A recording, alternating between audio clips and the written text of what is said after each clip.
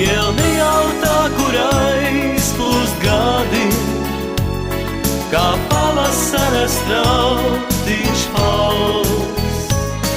Tu vēl aizvienu kaut ko gaidi, ir satraukumā pilna valsts. Tev atmiņā vēl rokas spiediens un skūps, kas līdzīgs zvērastam, ar cerībām, ka tās vēl rudens, tu pakļāvies tā saucienam.